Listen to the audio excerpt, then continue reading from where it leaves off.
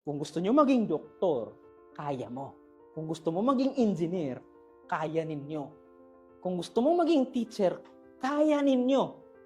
Pero walang ibang taong pipigil sa inyo na hindi nyo kaya, kundi kayo. Alam ko, darating yung panahon na magdidesisyon kayo kung na mamimili kayo sa dalawa. Kaya ba ninyo or hindi nyo kaya? Pero kung si Will Smith pa, hindi mo man kaya or kaya mo, parehong tama kayo sa bawat bagay na pipiliin ninyo. Bakit? Kapag sabi mo, okay, class, can you solve this? Pag pinili mo sa sarili mo, kaya ko kaya to o hindi? Pag pinili mong hindi mo kaya, tama ka. Kapag pinili mong kaya mo, tama ka rin. Bakit? Pag pinili mong hindi mo kaya, wala kang gagawin. Kaya mo ba? Hindi. So it means tama ka.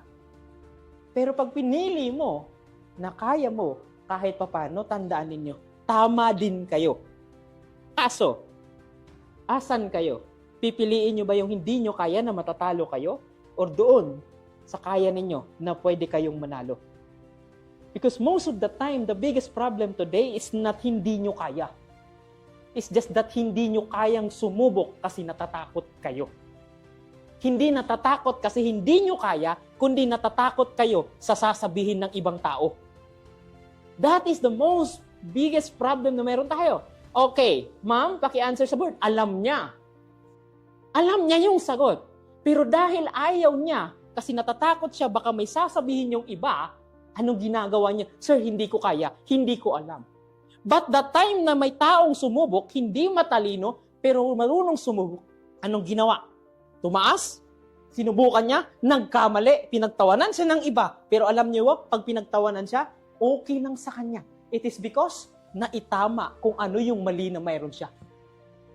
Ngayon, may isang tao namang sumubok. Ngayon, nakuha yung sagot. Alam mo kung yung unang tinawag ko, anong sinabi niya?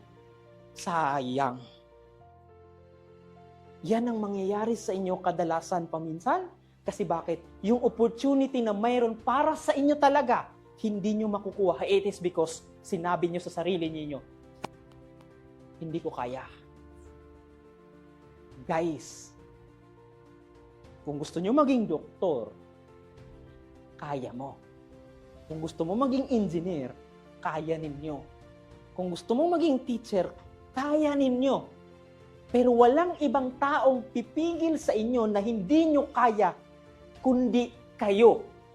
But my point here, walang ibang tao na pwedeng magtupad ng pangarap ninyo, kundi kayo. Kayo lang din ang hahadlang sa bawat pangarap na meron kayo.